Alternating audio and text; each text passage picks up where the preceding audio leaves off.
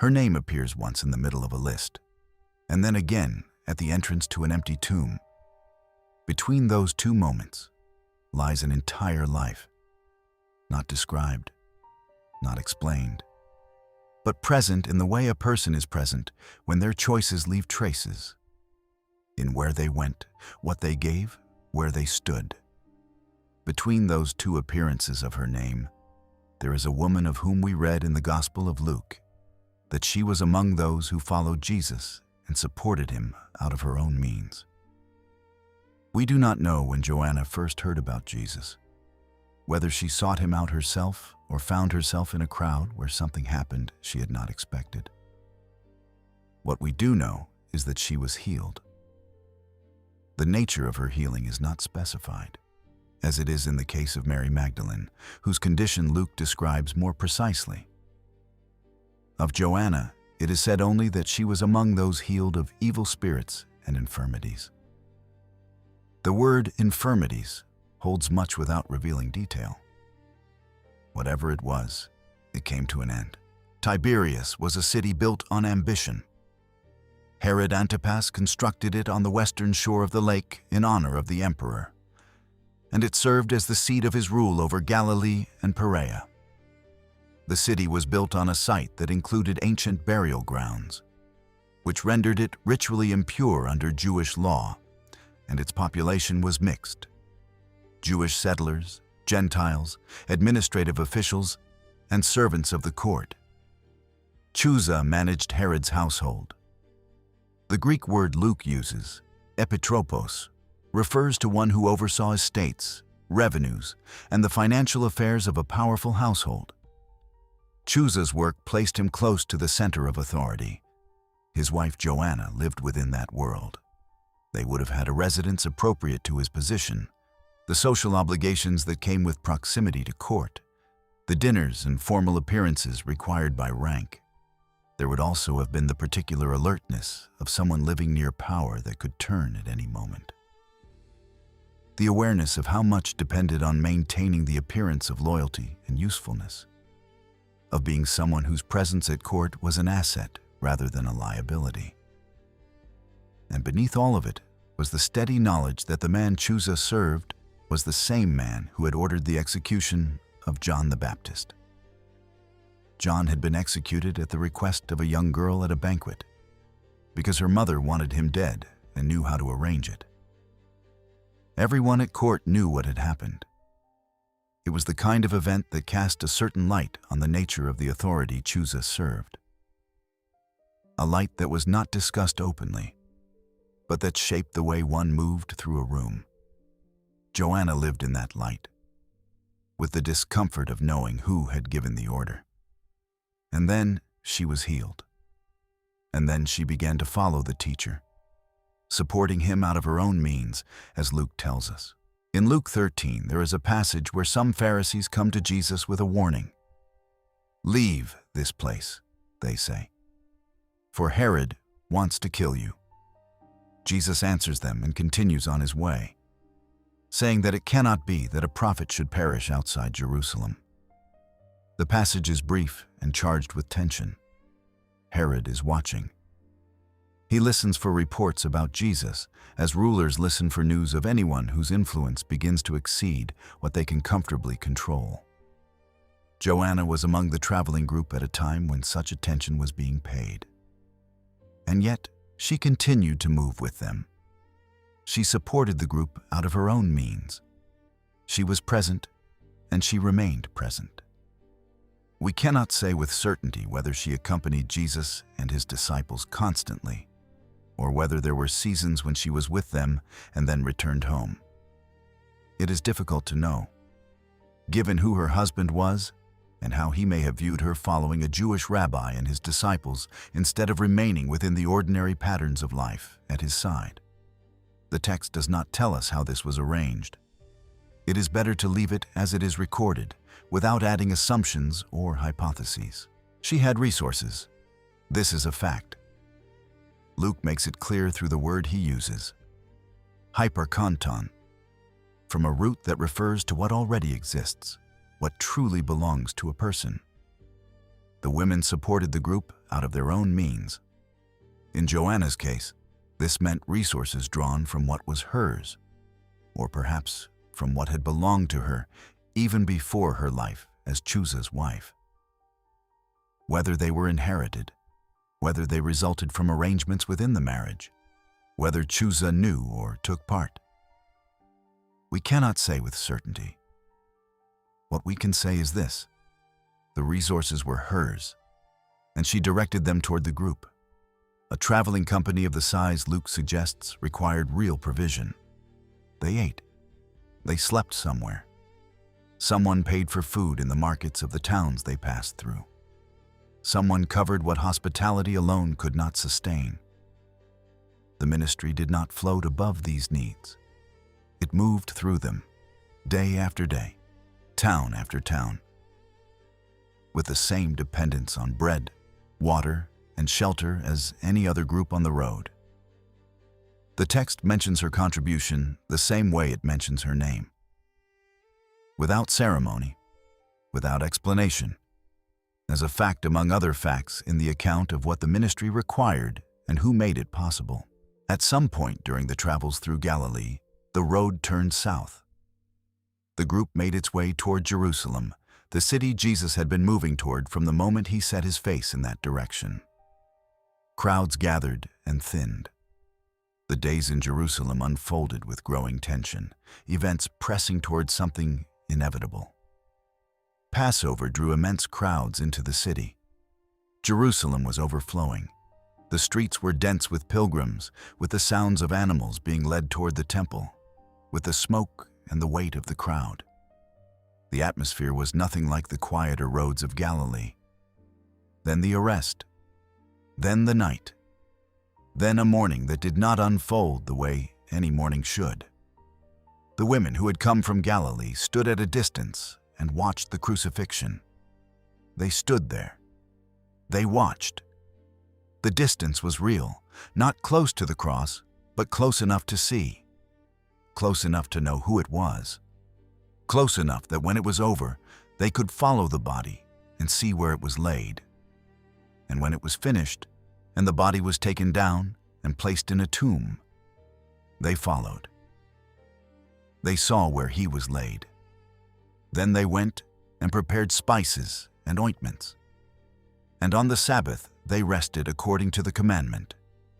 Joanna was among them. She stood at a distance and watched the crucifixion of the man who had healed her. There is a particular quality to the Sabbath that follows a death no one expected and cannot undo. The law required rest. The commandment stood. Whatever was stirring within these women, and something was stirring, judging by how quickly they returned to the tomb once the Sabbath ended, it was restrained by the demands of the day. They prepared spices and ointments. They did what they could in the time before the Sabbath began. Then they stopped. They waited. The day passed with all its obligations. Sabbath observance continued whether one was grieving or not. Jerusalem moved around them in its usual rhythms. People gathered in their homes. The city grew quiet.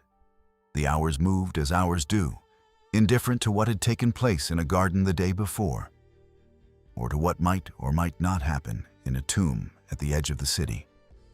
The women had their spices. The morning of the first day of the week was approaching. It was the next available moment, and they waited for it. They waited only for permission to do one small and final thing, to complete the anointing of the body they had seen placed in the tomb. The task was specific and limited. It was what one does for the dead when nothing else remains to be done.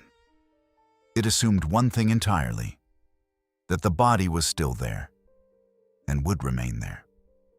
Very early on the first day of the week, Luke says, they came to the tomb.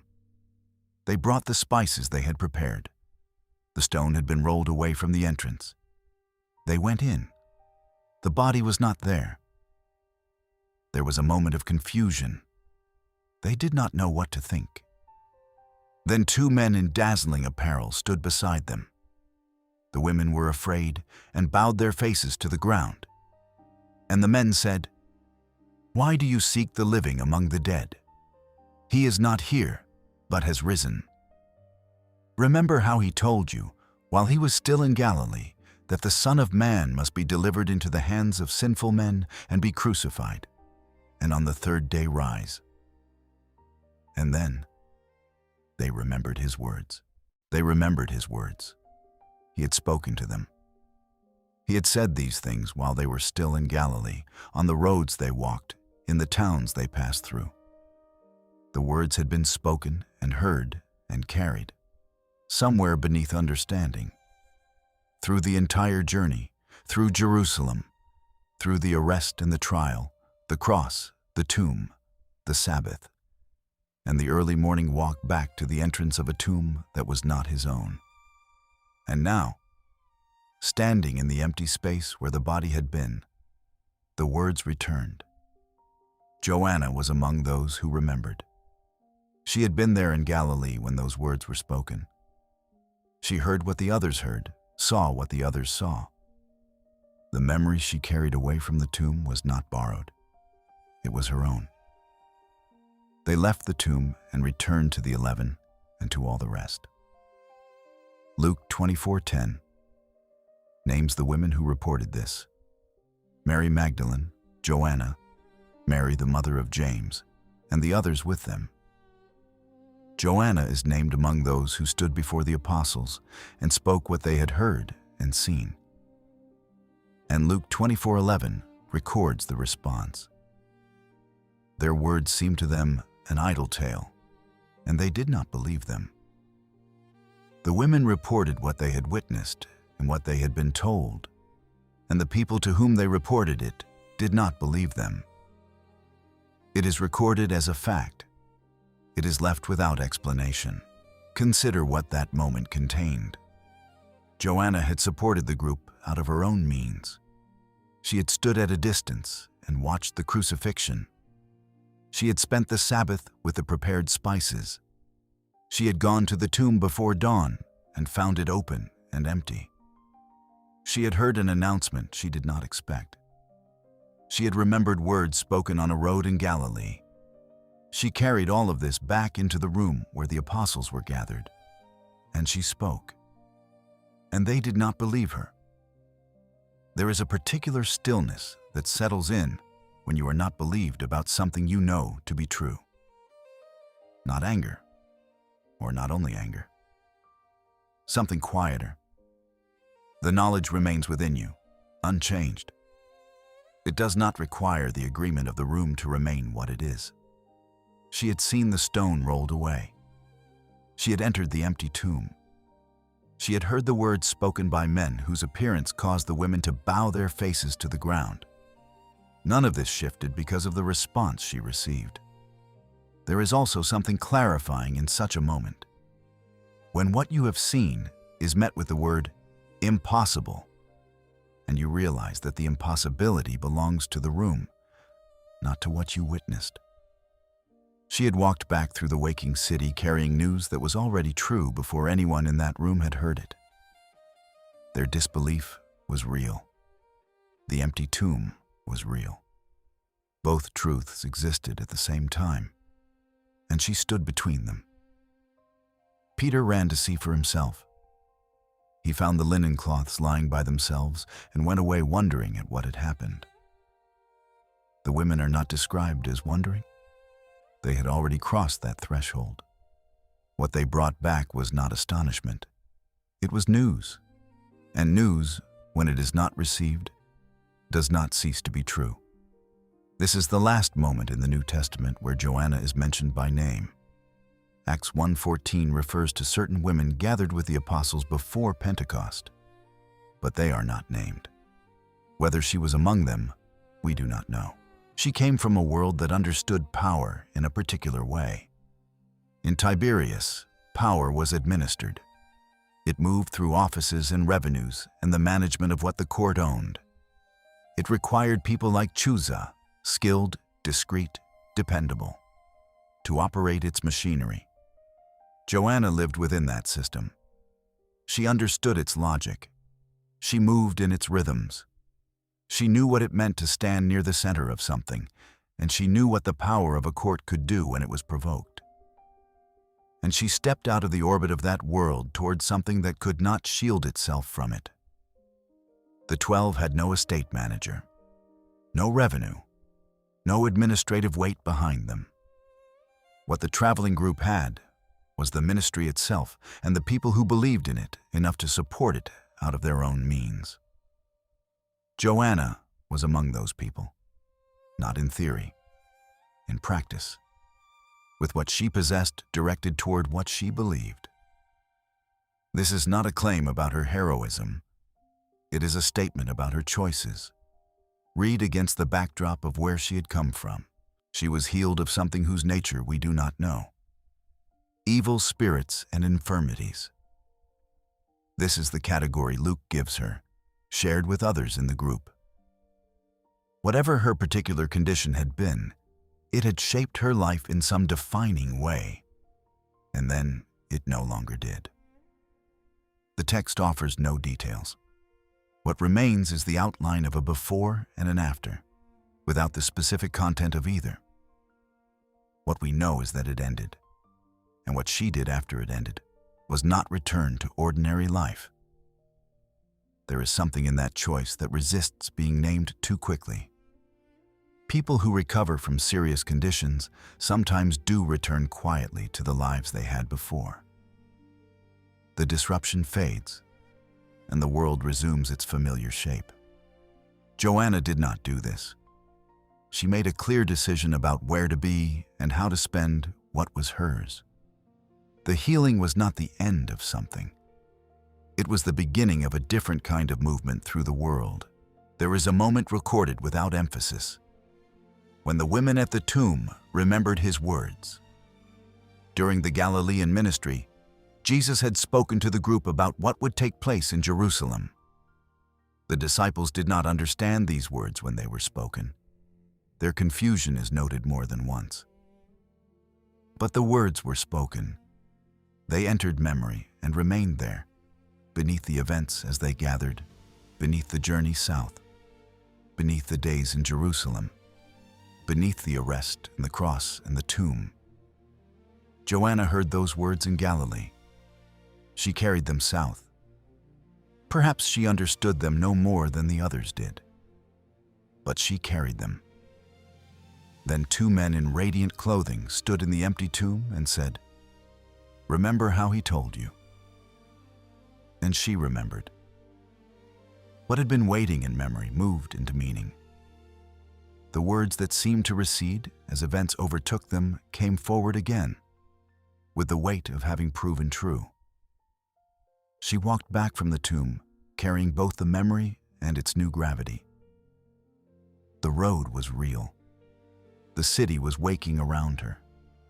A city that had watched the crucifixion 3 days earlier and had returned to its ordinary rhythms, unaware that something had shifted in a garden at its edge. She moved through those streets with what she knew. The morning light was the same light it had always been. The city looked the same. Only she and the women with her carried what they carried. Tiberius would still have been there. The city by the lake, the court, the residence. None of it had shifted. The road back north was the same road she had once traveled. The administrative life of Galilee continued with its demands and its particular order, unchanged by what had happened to prophets and teachers in Jerusalem.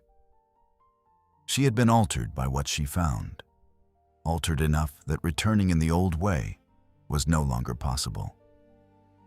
Not impossible as a physical matter. Impossible in the way a room you once lived in becomes impossible to inhabit in the same way after you have seen something that changes the shape of everything else. The court in Tiberius would have continued. Revenues would have been collected. Chusa would have managed what Antipas owned. The lake would have remained the lake. The daily requirements of Galilee's administrative life would have continued to demand attention. None of this would have looked different from the outside. The difference was inside the one who had been to the garden and returned. Where she went, what she said to Chusa, what the years after that morning at the tomb looked like. None of this has reached us. She remains visible only at the 2 points where her name was placed. Between those points and beyond them, her life moves in the dark, as most lives do, fully, continuously, and largely unseen. There is the question of Chusa, though the text, having introduced him, almost immediately sets him aside. He is the means by which she is identified in the record. Beyond that, he is silent. Whether he knew she was traveling with the group, whether he permitted it, whether the marriage bent under the weight of her decision or remained intact in some form they arranged between themselves.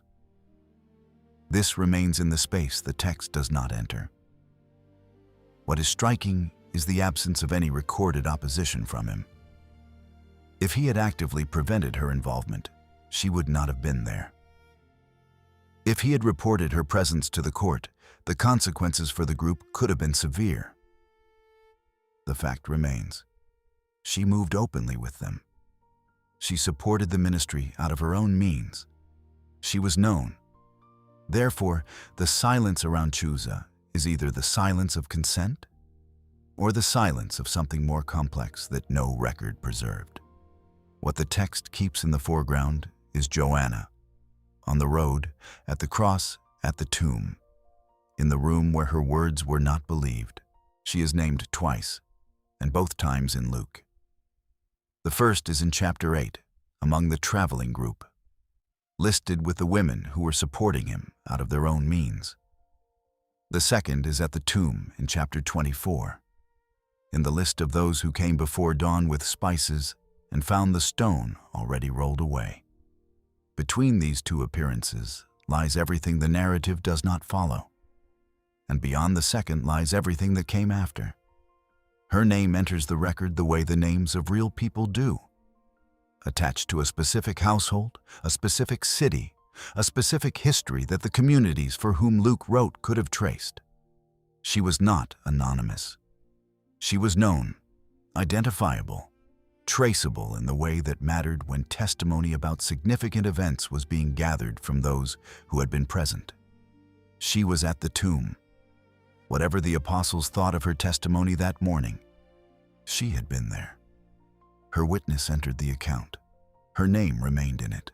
There is something in the sequence of how she is described in Luke 8, healing, presence, provision, that suggests a person who reorganized her life around what had changed her. She had been close to power. She was healed. She offered material support. She remained. Those who have lived near institutional power understand what it requires and what it costs.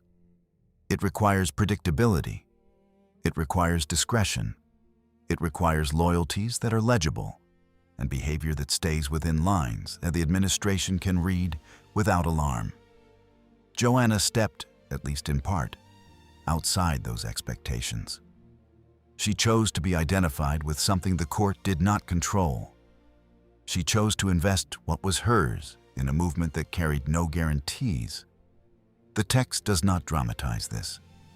It simply records where she stood and what she did. There is a quiet kind of courage that does not announce itself. Joanna did not seek prominence. Her name is not surrounded by speeches. Her story is not elaborated with detail. And yet, her presence is woven into the fabric of the gospel account. She gave from what she had. She stood at a distance and watched the crucifixion. She went to the tomb before dawn. She carried news that was not immediately believed. Her life appears only in fragments on the page. But in those fragments, she is steady, present where presence mattered, faithful without spectacle. Part of the unfolding of events, not because she claimed the center, but because she stayed. The record does not enlarge her role. It does not reduce it either.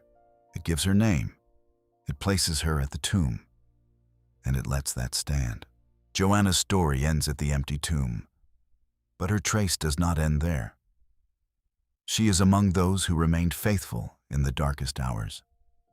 Her name, written in the Gospel, continues to be read today. She reminds us that serving God is not always expressed in public words or visible acts. It can be quiet steadiness. It can be faithfulness in ordinary days. It can be the willingness to give what one has without knowing where the road will lead. Joanna, Mary Magdalene, Susanna, and the other women who followed Jesus were not distant observers. They were present. They supported the ministry. They remained near in moments when others scattered. They stood at the cross. They went to the tomb.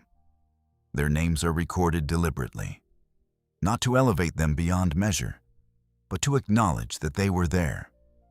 Their presence became part of the testimony that was carried forward. The Gospel does not treat their faith as secondary.